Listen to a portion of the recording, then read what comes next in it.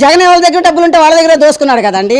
తలాలు దోచాడు, ఇల్లు దోచాడు, వాకులు దోచాడు, పొలాల మీద పేర్లు ఎంచుకున్నాడు, వీళ్ళ మీద పుటో స్టార్టులు తీసి ఇతర రాష్ట్రాల్లో తనఖాలు పెట్టొత్తాక రెడీలు అయ్యాడు. ఈసారి వస్తే జగన్మోహన్ రెడ్డి రాష్ట్రాన్ని నాశనం చేసేవాడు.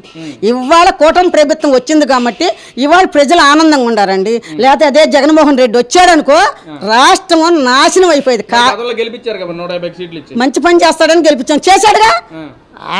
అతలకుతలం చేసేసాడు. 5 సంవత్సరాల్లో జగన్మోహన్ రెడ్డి పరిపాలన అతలకుతలం చేసి జనాల్ని నానా ఏడుపులు ఏడిపిస్తేనే వాళ్ళ నాయన నీకు వద్దని దండం పెట్టి 11 సీట్లకు పరిమితం చేశారు ప్రజలు.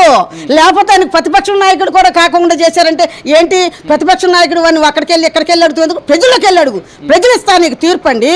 అంతేగాని నువ్వు హైకోర్టుకి వెళ్తా, ఈ కోర్టుకి వెళ్తా, ఆ కోర్టుకి వెళ్తా, ఆయన అడుగుతా, ఈయన అడుగుతా, ఎవరు అడిగితే ఇస్తా నీకు ప్రతిపక్ష నాయకుడిగా?